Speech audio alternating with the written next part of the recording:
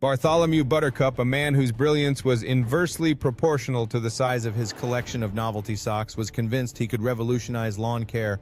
His magnum opus, Nature's Nippers, a genetically modified fertilizer designed to eradicate weeds with extreme prejudice.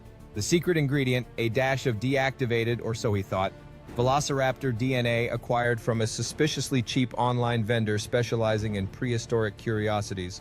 Bartholomew's logic, as wobbly as a newborn giraffe, was that if raptors were such efficient hunters, their genetic essence would imbue the fertilizer with unparalleled weed-whacking prowess. He tested his concoction on his prize-winning petunias.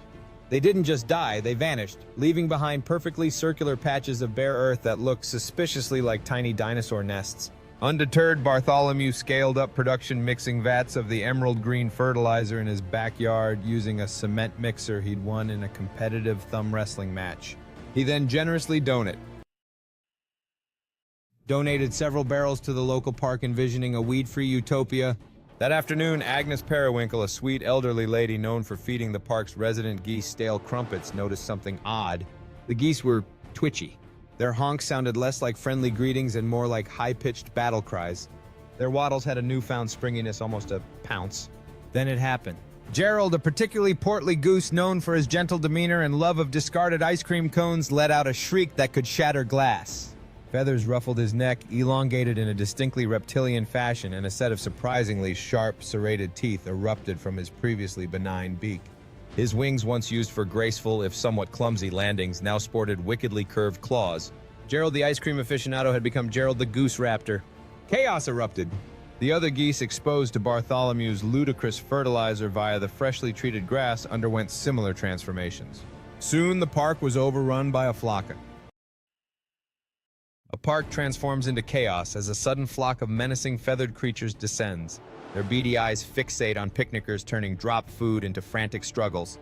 From his window, Bartholomew stares, a potato in hand instead of an iron realization dawning on his face. "Oh, fiddlesticks," he murmurs, sweat beading as he understands his mistake. The creatures, now identified as goose raptors, execute surprisingly coordinated attacks, one mimicking a ringing phone, the other swooping for ankles with sharp talons. Their hunting expands beyond bread, unfortunately, including Mr. Henderson's tiny prized Chihuahua Buttons. The chaos in the park escalates as goose raptors dive towards unsuspecting picnickers, one creature snatching a sandwich from a startled woman while another takes aim at a child's ice cream cone. A close-up shot of Mr. Henderson's tiny Chihuahua Buttons barking furiously as he spots a goose raptor circling above him, his tiny body trembling with both bravery and fear. A group of frightened picnickers scrambling in all directions, some trying to shield their food while others are caught mid-laugh, their expressions shifting to shock as the feathered creatures swarm around them. Bartholomew watches in horror from his window, sweat trickling down his forehead as he drops the potato and reaches for his phone, desperately attempting to call for help amidst the chaos. The local news ran wild with headlines like "Feathered Fury, Gandergeddon," and "Bartholomew's personal favorite lawn care lunacy leads to limb loss." Eventually, the National Guard was called in. Their attempts to subdue the goose raptors with nets proved hilariously ineffective as the creatures simply shredded them with their claws.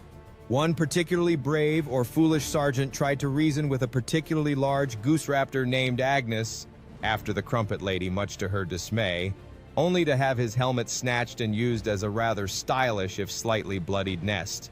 The solution, as it turned out, was as silly as the disaster itself. A renowned ornithologist, Dr. Finch, whose expertise lay primarily in the mating rituals of the Patagonian toothfish, discovered the goose raptor had an inexplicable weakness for polka music.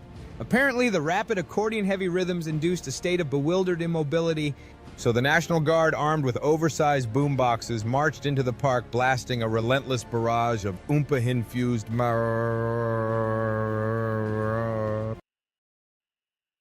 The goose raptors. Their terrifying clicks, replaced by confused squawks, wobbled and eventually collapsed into a feathery, bewildered heap. Bartholomew, meanwhile, was sentenced to community service, his punishment being the tedious task of deweeding the park, by hand and under the watchful eyes of several very wary park rangers. He still wore his novelty socks, though. Some habits, even apocalyptic ones, are hard to break. And as for Nature's Nippers, it was quietly recalled, replaced by a much less exciting but considerably less dinosaur-y brand of weed killer. The world slightly more weed-filled but significantly less likely to be pecked to death by a mutated goose breathed a collective sigh of relief. As Bartholomew toiled under the stern gaze of the park rangers, he couldn't help but reflect on the absurdity of his situation. The sun shone brightly overhead, warming the earth as birds chirped in the trees, blissfully unaware of the chaos that had once reigned. In the distance, children played their laughter, echoing a stark reminder of how normalcy had finally returned. Each weed he pulled felt like a small victory, a step towards redemption in a world that had once been threatened by dinosaurs in duck form.